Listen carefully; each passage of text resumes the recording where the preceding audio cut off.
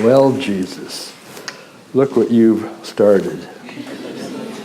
All over the world. Just think of all the believer groups like this that are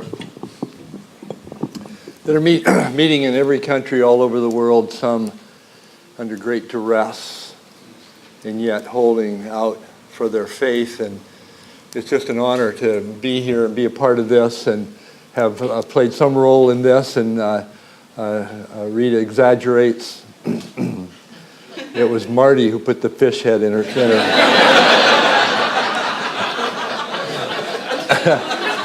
I always like to blame Marty for everything. It's just, I was wondering, threw the potatoes through your car. we have lots of stories there too. So, well, I want to talk a little bit about the history of Christian Associates, the journey, Communitas along the way, and just some of my thoughts and hopes and prayer for the way forward. And as you know, Sharon and I were part of the beginning of Christian Associates. There were four families. It was in the midst of the counterculture revolution, the late 60s, 1968. It just seemed like things were unraveling with the Vietnam War protests. And a more liberal philosophy on the college campuses, the LSD movement, tune in, turn on, drop out. Timothy Leary, a professor who was advocating the use of LSD, a free sex movement, the free speech movement, just on. And there was just a great upheaval. But in the midst of that, there were people who were searching and seeking for God. And people began to come to Christ in the midst of that. And we were working on the UCLA campus. We were working with college students while all this was breaking loose. And we decided to start an organization that would not only reach out and seek to bring people into a relationship with Christ, but also disciple them. I had become a Christian through Campus Crusade. My last year in college, I turned down my engineering offers, went to work with students at Northwestern University, then got transferred to UCLA. And it was right about that time that this whole counterculture thing was going on. And so we started Christian Associates. There were four of us, a guy named Hal Lindsay, four families, Hal and Jan Lindsay, Bill and Bev Counts, and Ray and Eunice Nethery, and then Sharon and me. And I was the youngest of all of them. I was kind of like the junior partner. And we started a Christian Associates, and through the generosity of a businessman, we were able to purchase and use a fraternity house near the UCLA campus that we used as a training center. And that was called the Jesus Christ Light and Power House. And so I think there's a picture up there there's the Light and Power House. 19, what year is that? 1973 and 74. And I'll just point out a couple of people. That's Hal Lindsay in the tree. And Bill Counts is just below him. And in that first year, Ray Nethery moved to Ohio and began a ministry, kind of a L'Abri Christian fellowship type of ministry.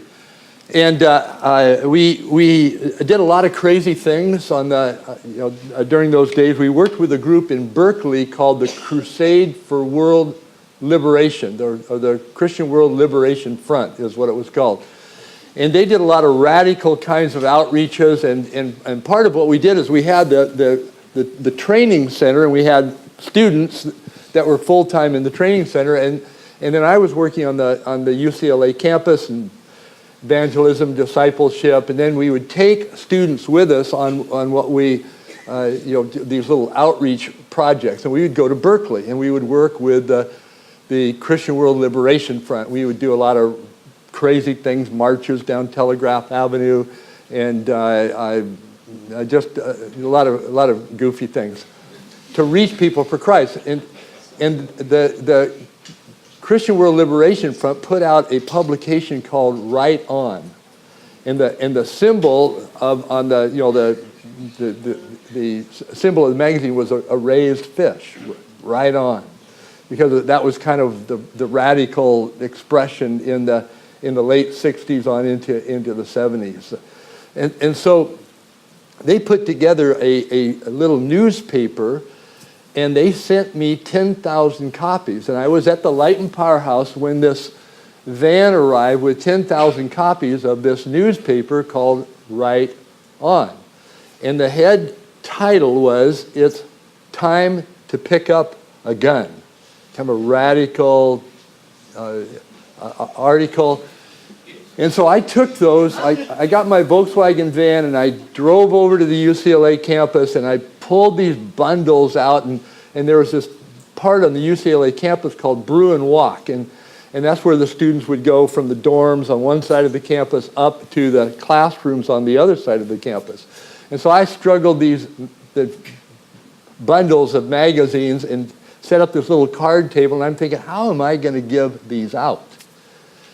And I'm there on the campus, and all of a sudden, students start coming down Brew and Walk from the upper campus, and hundreds of students, and then thousands of students. And I begin to give these articles out. It's time to pick up a gun. And some of the students that we were working with joined me, and the reason all the students were coming down to Pauley Pavilion was because of what was called the Kent State Massacre, that the National Guardsmen shot 4 students on Kent State University's campus, and so they were calling a convocation to shut down the entire UC, University of California system all over the state of California.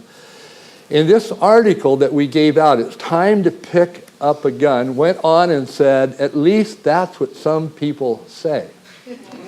And then it went on and presented the gospel, this article, and we handed out all 10,000 of those articles. So that's just the kinds of things that we were involved in doing. We invaded the West Coast chapter of the SDS in Berkeley on one of our trips. SDS means Students for a Democratic Society, which was really a Marxist organization.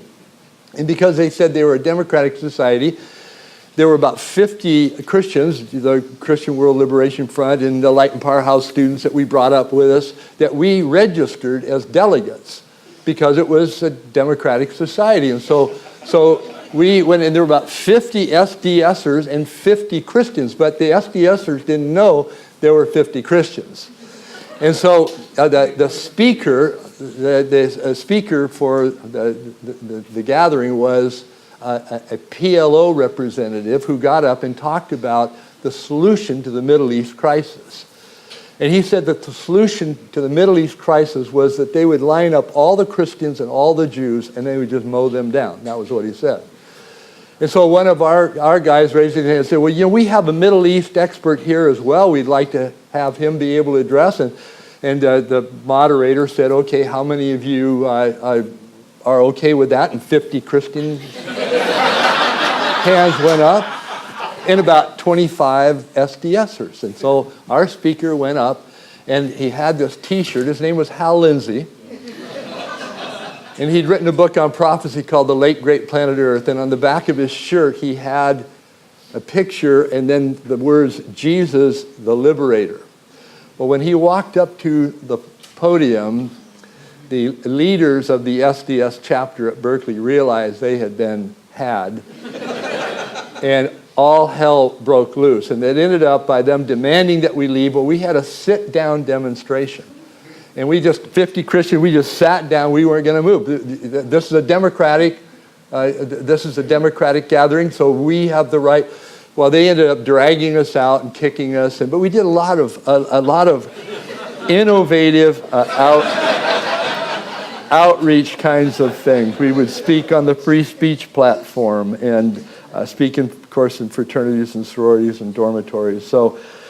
So we were part of the founding. Sharon and I were part of the founding of Christian Associates. We were known on the campus as the Jesus Christ Light and Powerhouse, or some people said the Light and Powerhouse. One guy came up one day, and he'd obviously been on drugs, and he said, "Is this the Jesus Christ Gas and Electric Company?"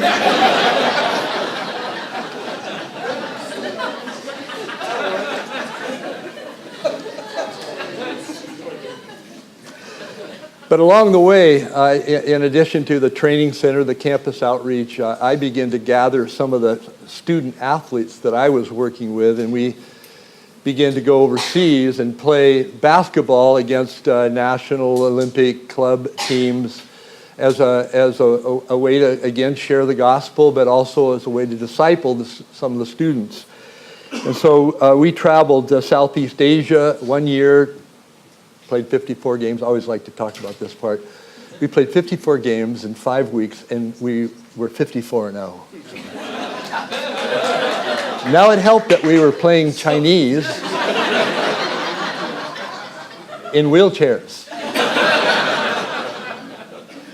No, but we had it was just a great trip around the world, and that was my first exposure to this thing called missions. I mean, international missions. And we were halfway around the world, so we just kept going. It didn't cost us any more to continue after the basketball tour.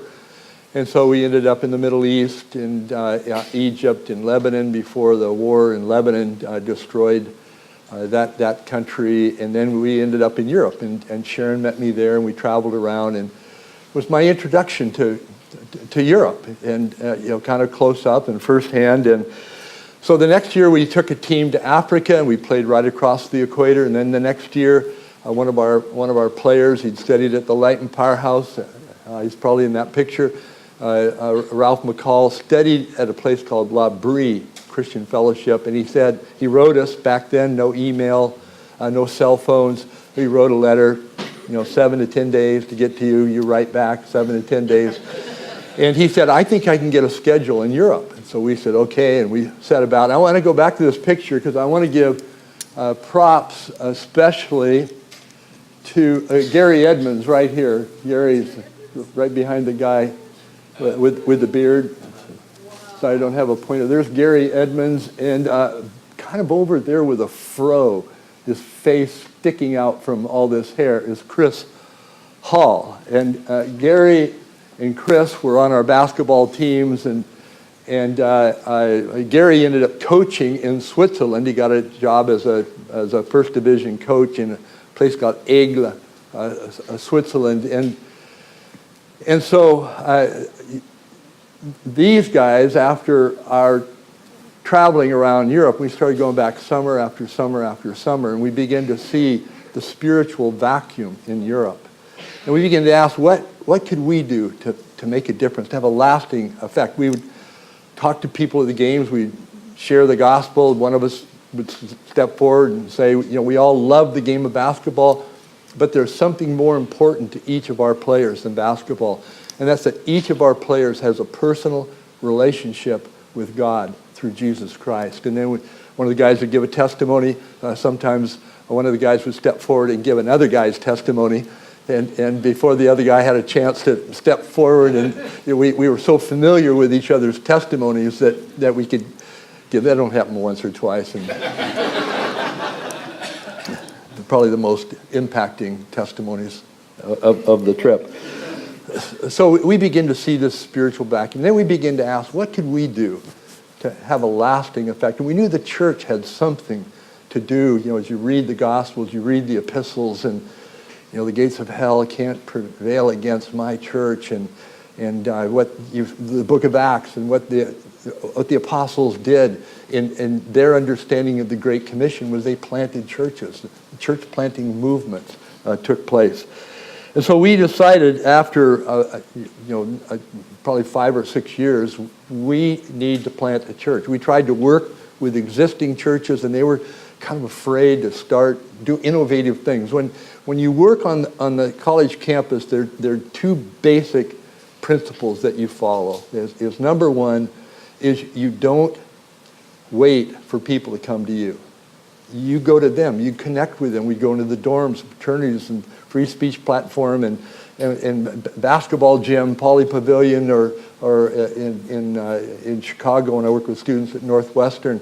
You go and you connect, and you start building a rapport and a relationship. And then the second thing is you don't expect people to become like you. And that's what we saw, that most people had a stereotype of the church. It was either very traditional, or it was rather conservative in terms of style. And even the churches we tried to connect with, evangelical churches, they were reluctant to try new things, to have small groups. People might teach heresy, to do contemporary worship. And so after 5 or 6 years, we said, let's go start a church that could model the kind of church that we think it would take to reach unchurched, secular Europeans. And so we then looked at okay, how would we go about that? And there were 2 more principles. One is that we would go as a team. We met a lot of missionaries that were struggling, and they'd gone out as an individual family, a couple years to learn the language, and then a couple more years before they saw some fruit, and maybe they had a small group, and by the time they'd spent 5, 6, 7 years, they had maybe a group of 25 people. And as we interacted with these groups and with a lot of Europeans as well, we said, okay, we would go as a team. And that was Gary and Chris and their wives. And that secondly, we would start in the international community. And rather than try to become a French to the French or German to the Germans, we would reach this large and growing multinational, international communities that you find in most major cities. And of course, that's when we moved to Geneva to start that church. And now, one other thing to say about Gary and Chris is we begin to put together this plan. My thought was that they would go, and I would stay. And I would stay as a part of the Light and Power House and the training center. And they came back, and Gary and Chris, after collaborating with each other, they said, if you don't go, we don't go. And that put me into a real crisis, because I didn't want to go to Europe and live there. And also, they wanted to go to France, and I didn't like the French.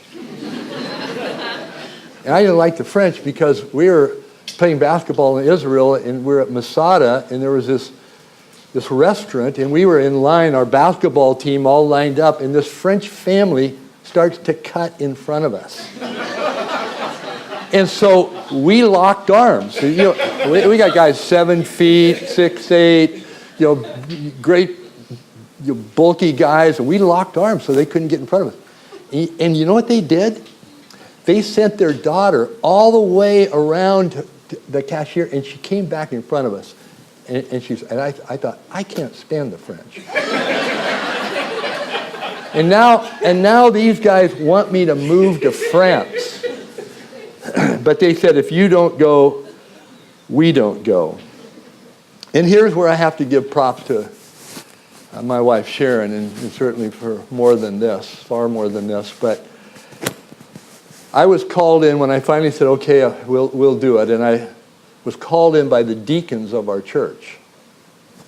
And they said, we've heard that you're thinking of moving your family to France, and we don't think that's a good idea. And then they listed their reasons. First of all, you're too old. I was 38. Sharon, a year and a half older than I. And they said, you have too many children, 6, which is probably true.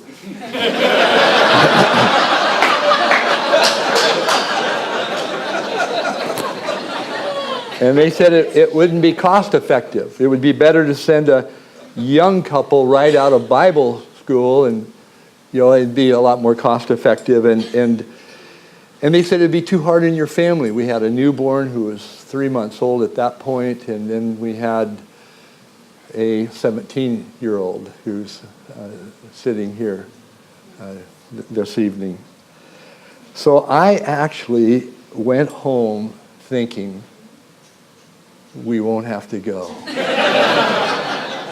That this was my out. And so I laid all these issues out to Sharon. I said, I met with the deacons, and here's what they said. And Sharon looked at that list, and she kept using this phrase, but God. She said, but God could use an older couple with ministry experience, but God could use a large family to connect us with other people, but God could provide the resources that we need if he wants us to go. And God can meet the needs of our family, and they would have struggles here just as much as they might have struggles over there. And she just went down that list and said, but God, and I knew I was sunk. And so I went back and I told the deacons, thank you, I know you love us, but we think we're supposed to do this, and do it. We did. And 3 families moved all of our possessions in a 40-foot container. We moved to a little small area in France, right on the border of Geneva. And I could tell you lots of stories about just getting the church started. I'll just tell you one, and I'm sure you all have many stories too. But and this has to do with counseling, and as we're involved and we're connecting with people, and you meet a lot of people when you're starting a church who don't have their lives together. They've got issues. And I had this one couple that came into my office, and about the 3rd year we got this prefab house in a furniture warehouse. We kept running out of space or getting bumped. I think we moved 5, 6 different times the first several years that we were there. We met at our house, the French farmhouse, and our landlady said that the neighbors were complaining that there was a cult meeting there because we were singing, and so she said we couldn't have meetings there anymore. And we moved to a rented hall the French Reformed Church owned, and then they wanted it back because they had 6 people attending the church regularly, and they said they're going to need that. And so I mean, God just did some amazing things for us to get this warehouse, and it had room for each of us, Chris, Gary, me, to have offices, a little kitchenette, and then a little gathering space. And so I had this one couple that had approached me and were having some serious marital problems and asked if I would help them with them. And I said, sure, come into my office. And I'm sitting by my door, the door's slightly propped open. I'm looking at them. They're sitting on the other side of the room, and they're arguing, and it's getting heated. And finally, the wife of this couple used the word sheet. Now, I'm not pronouncing it like she pronounced it. And his face turned red, and the veins popped out on his neck. And he said, I told you I don't like it when you use that word. And so she stood up about 2 inches from him, and she said, sheet, sheet, sheet, sheet, sheet. And and she's yelling this, and I'm up against my door in a little chair leaning back, and I could see Gary and Chris come in the front door. And just as she's yelling, and they literally went like that. And then they quickly went into Gary's office, and there are just couples going on. And I said, excuse me just a moment, and I'll be right back. And I walked over to Gary's office door, and I opened it up, and I said, how am I doing? Well, as has already been remarked, I knew at that point that I didn't have the gift of counseling. And so that was when we began to recruit HUD.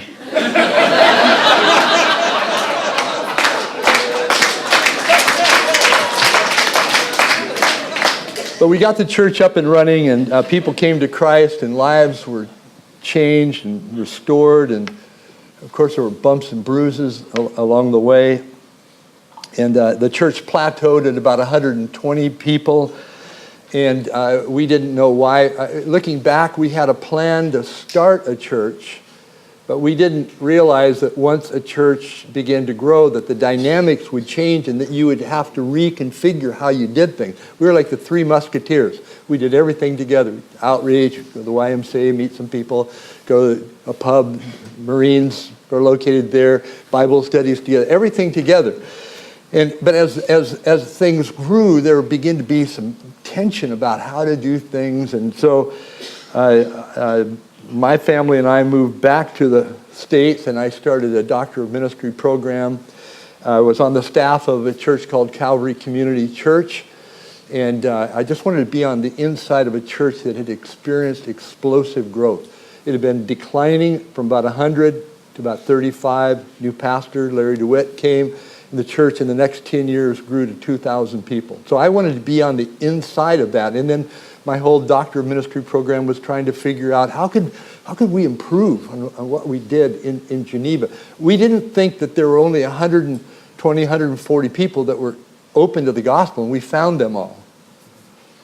We knew it had something to do with how we were relating and functioning.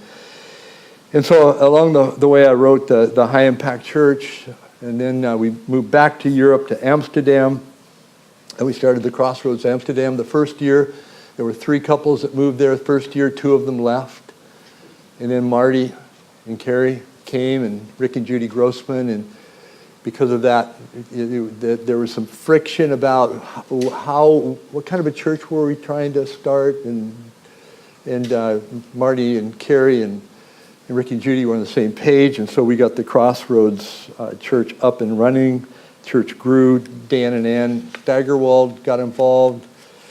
Pretty soon they went down to The Hague, Den Haag, and started the Crossroads Hague. Marty and Carrie, we sent out to first to Barcelona, and then to Lisbon, and then as we continued to grow, people like Steve Adams came along and helped us with the infrastructure. And I was over my head. I'm not only not a counselor, I'm also not an organizer. Just have a heart for Jesus. And so Christian Associates grew. New people came along, Brian and Susie, Kathmandu,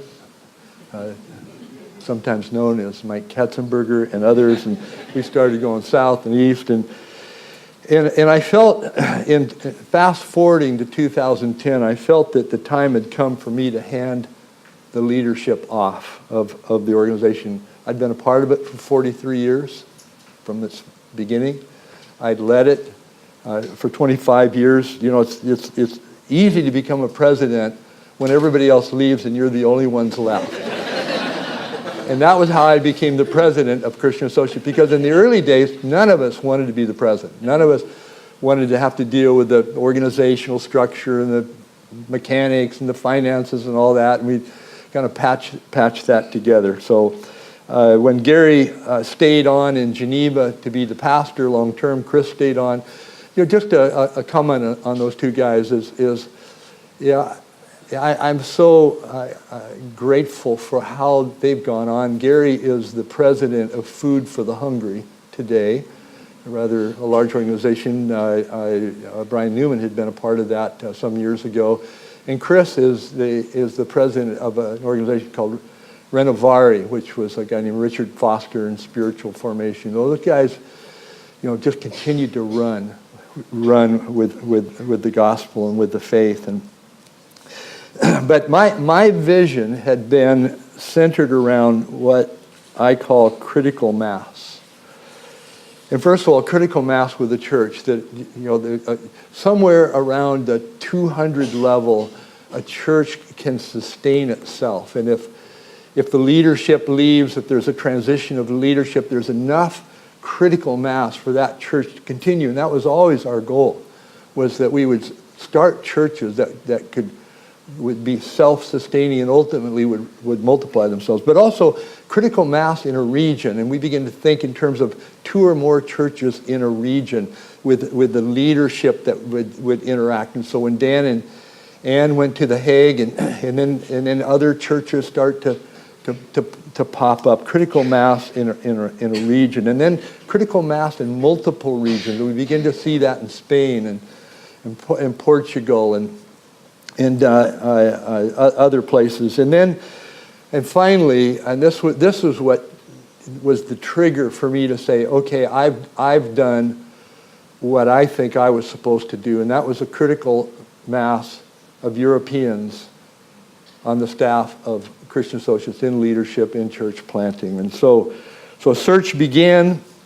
Board was engaged. Some of you were involved in the process. Rob Fairbanks became the president, followed by Dudley, and I'm grateful to both of those men for their stewardship of just the ministry that we began. And I thought at that point that I would stay on as what I called an expeditionary. But after about 6 months, I felt that I was suppressing how I'm wired. I was kind of trying to keep a low profile and stay in the very back and things like that. And I was just kind of suppressing, trying to honor the new leadership.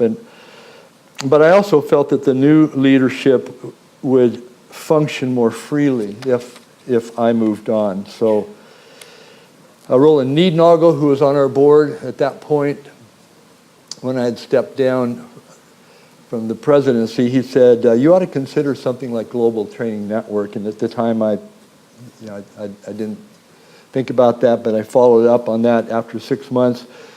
And I along with the McWilliams and with the Graffs, we joined the staff of Global Training Network. And there was a lot of anxiety for me when I left. I felt like I was supposed to step down, but I didn't know at that point what was ahead. And there was one point where I said, you're just kind of in the midst of anxiousness. Lord, are you done with me? And almost instantaneously I heard him say, I'll never be done with you. And so as we have gone forward in the ministry with Global Training Network, we've seen that God has bore fruit. And I was recently reading Psalm chapter 16. It says, Lord, you have assigned me my portion and my cup.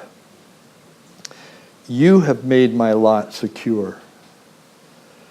The boundary lines have fallen for me in pleasant places.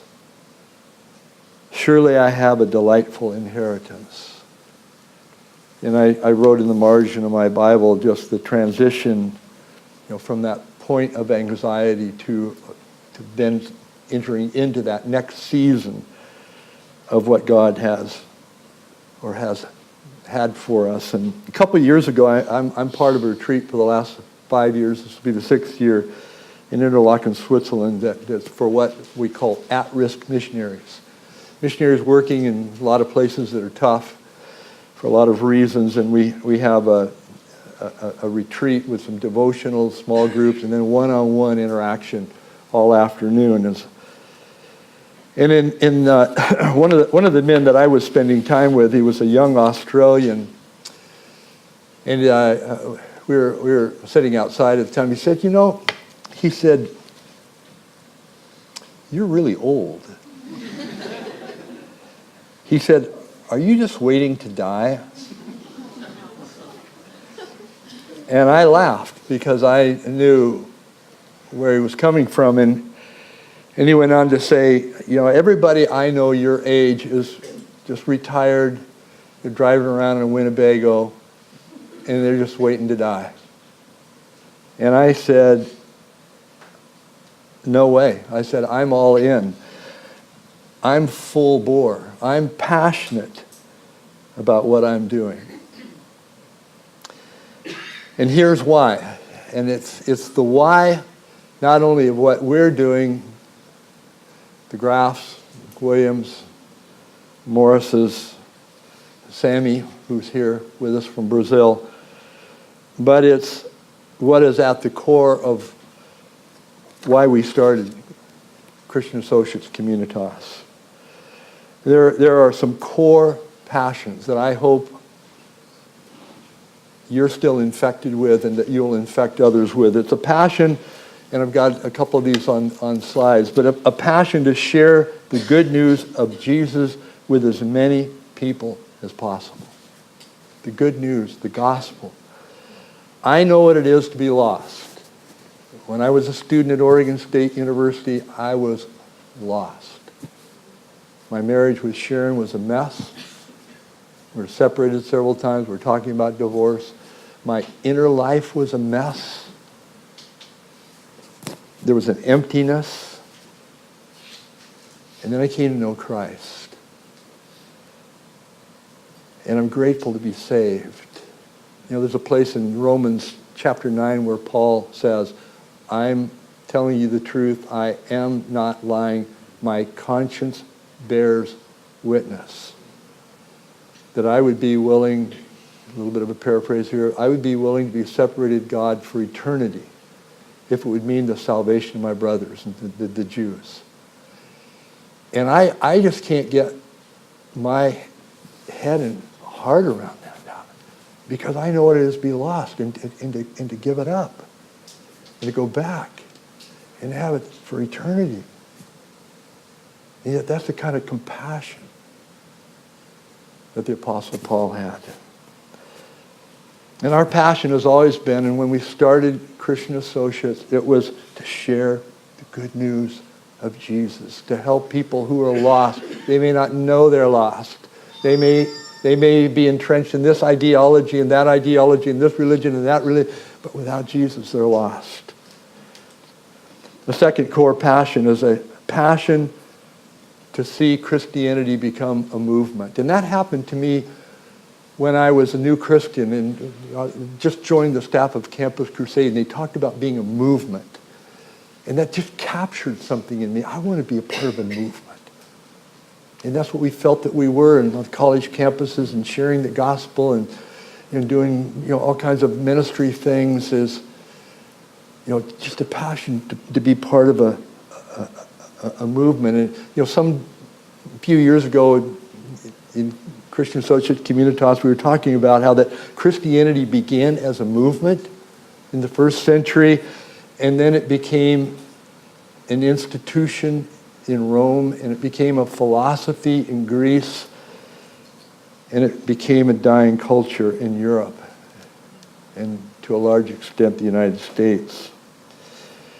So just being part of a movement, and then the Jesus movement. We were part of the Jesus movement, and then church planting, and part of a church planting movement. That's what you're a part of. You're part of a movement. And we talk about a grassroots movement. Do you remember, how many of you remember we talk about grassroots movement? And that still burns in my heart. And we are seeking to multiply, equip leaders around the globe today, networks of leaders to multiply what we call viral, missional, disciple-making, leadership-developing, church-planting movements.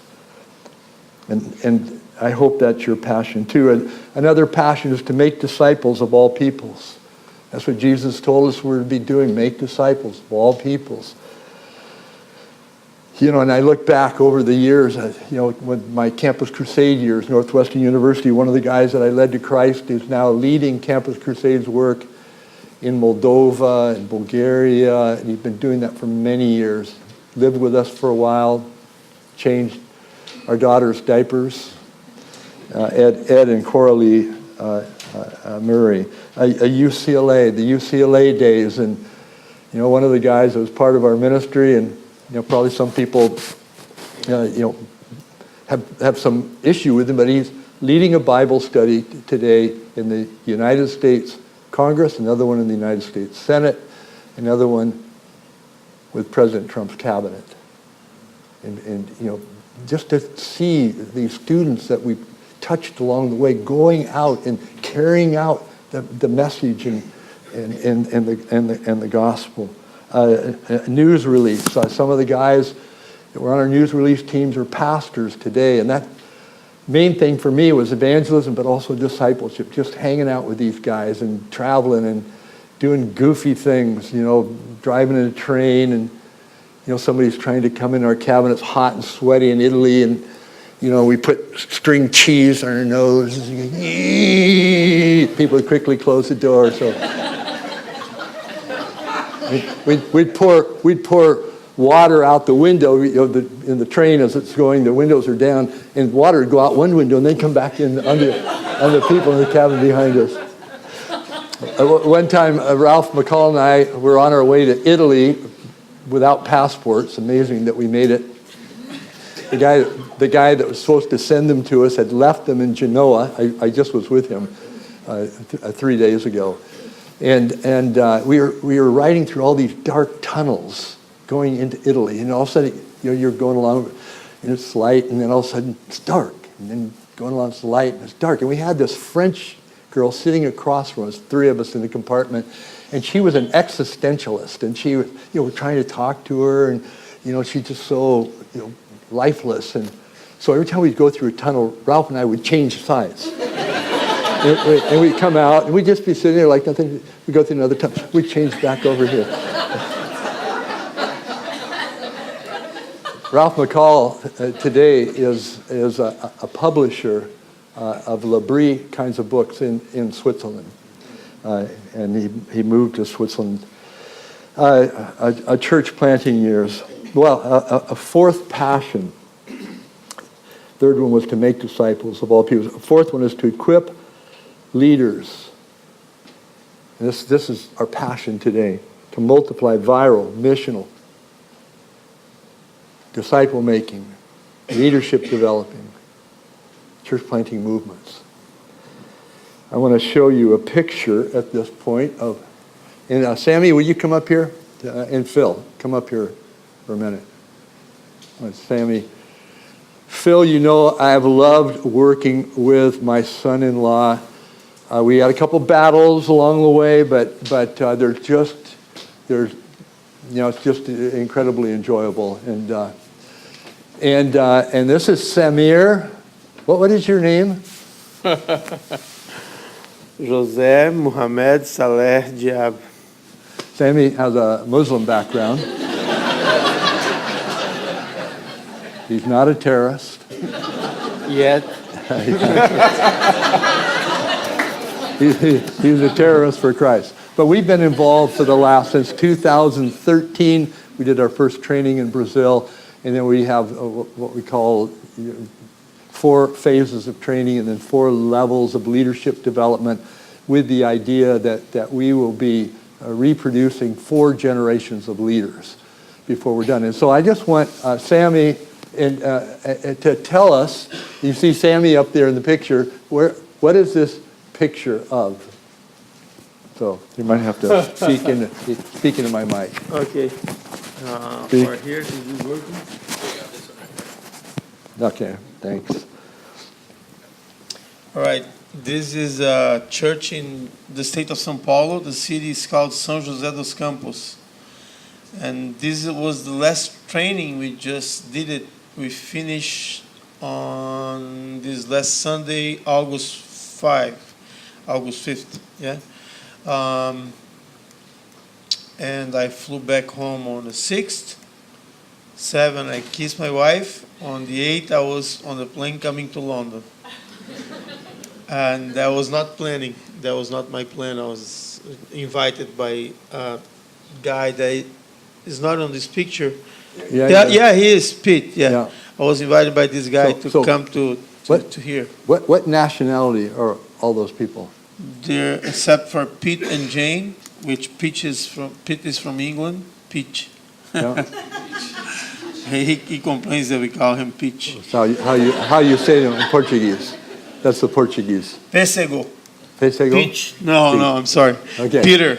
Okay. Okay, Pete and Jane. Jane is from, I think, Atlanta, Georgia. Yeah.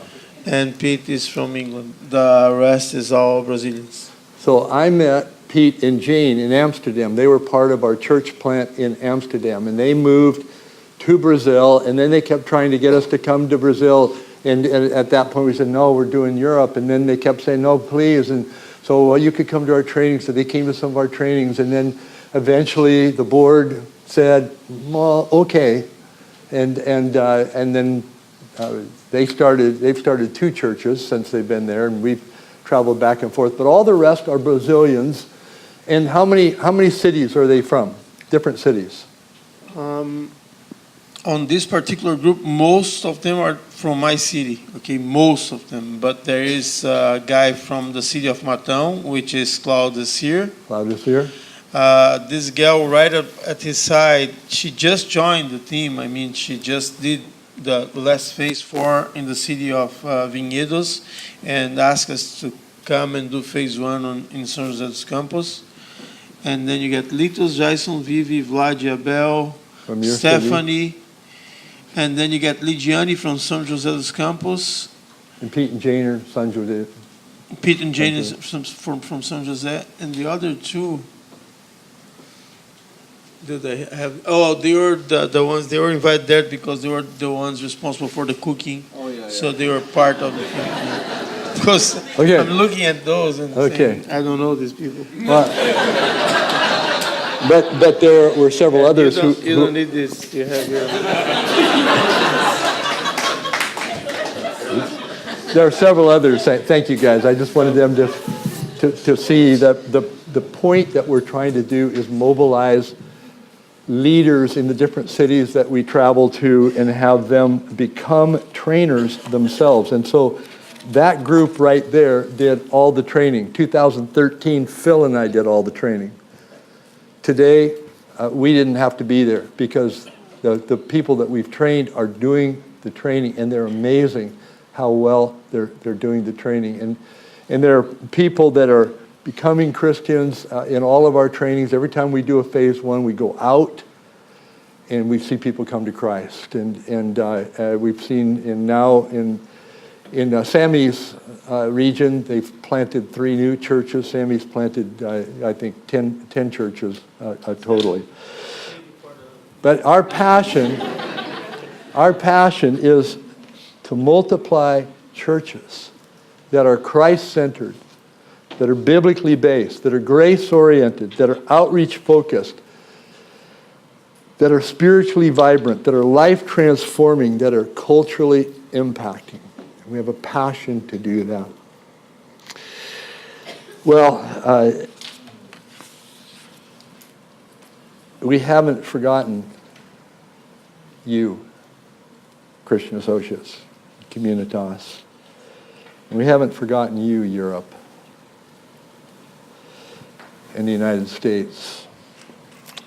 We love you.